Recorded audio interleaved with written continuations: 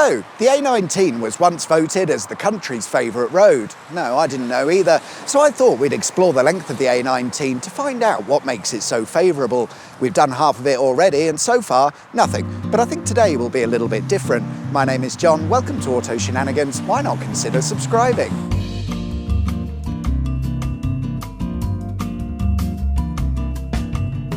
The A19 is essentially a road made up of two different roads. The section we've looked at already is a single carriageway road that winds its way through villages where you're almost guaranteed to get stuck behind a tractor or caravan. It is not suitable for making progress.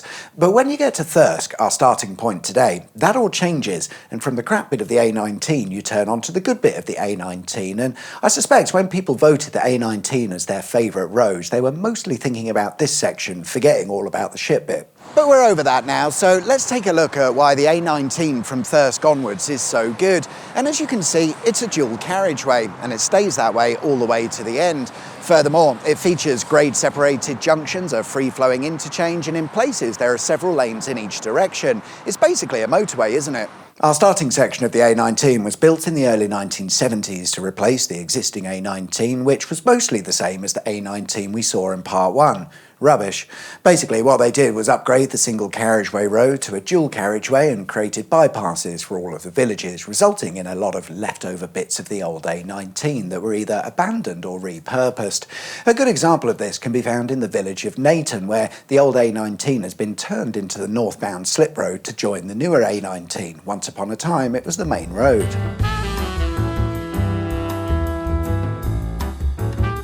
But not anymore, and as we make our way north, you'll notice there's not much to notice as the road makes its way through the countryside. To cure one's boredom, might I suggest a stop at the northbound Exelby services where there's something rather interesting to be found.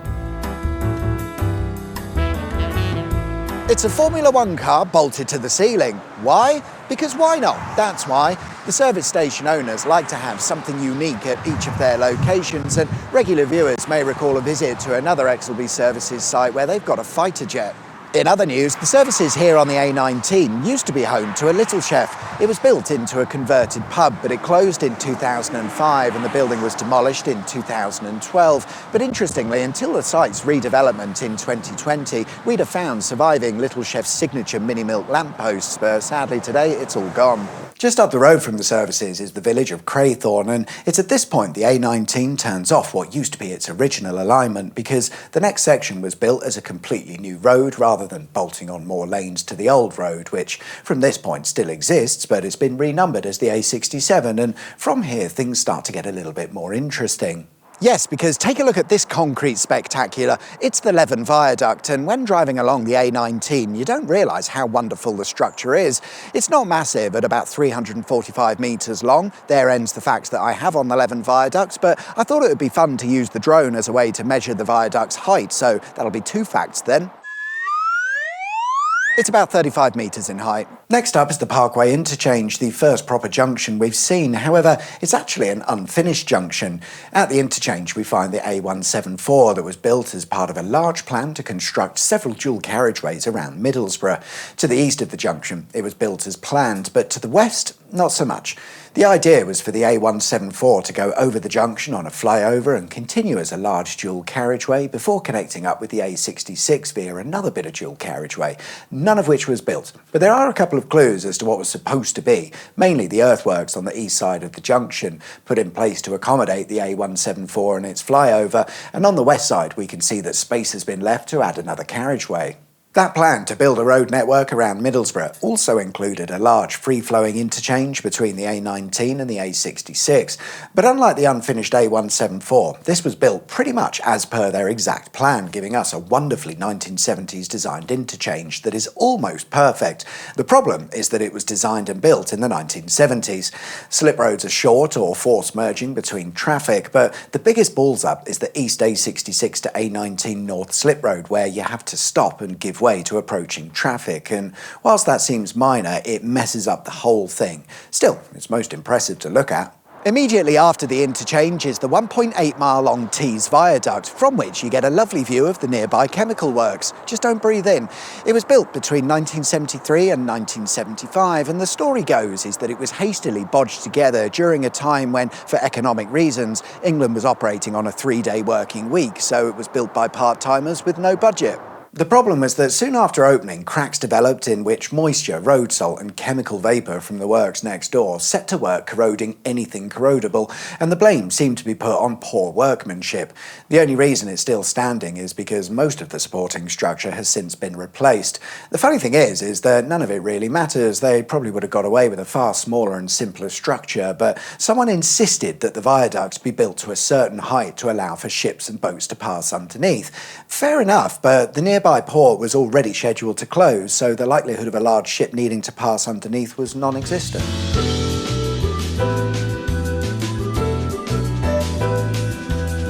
Moving on from a pointless viaduct, and the next part of the A19 is interesting because it's the oldest part of the dual carriageway, having been built in the late 1930s, or at least first laid in the 1930s.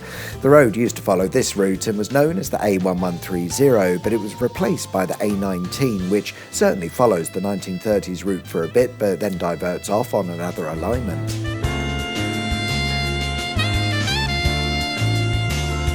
And as a result, there's now a leftover piece of that original 1930s dual carriageway now used as a footpath, which interestingly features a bridge that is clearly wide enough to accommodate a dual carriageway, but it no longer does.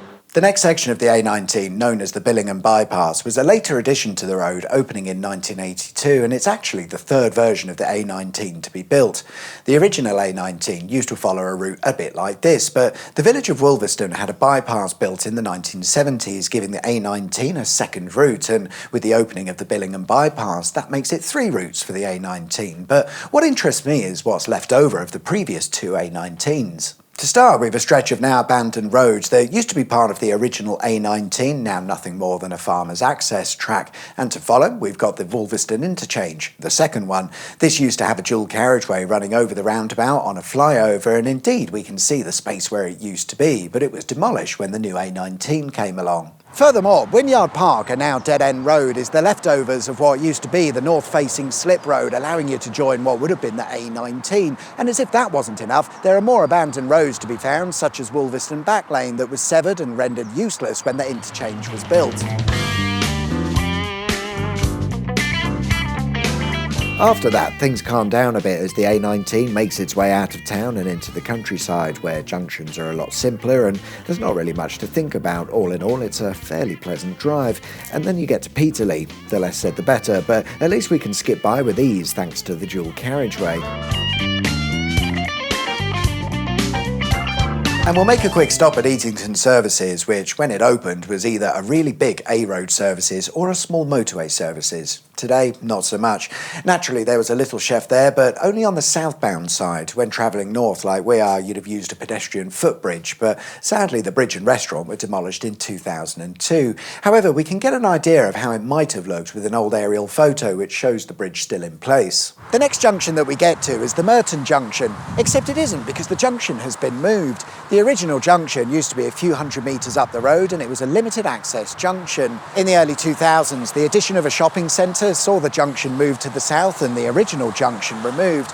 But you'll notice this gap in the trees. This is where the south-facing slip road used to be, and on the other side, although it's less obvious, there's sort of a earth ramp, and this is where the north-facing slip road used to be. At the Seaton Lane interchange, the next junction along, we find a delightful fork-style junction where, in the old days, we'd have turned off to the right to follow the A19. The main carriageway heading off to the left was known as the A108 and predates the A19's construction, but over the years there's been a lot of shuffling around of road numbers, which means whilst today we are following the A19, we're actually driving along the A108.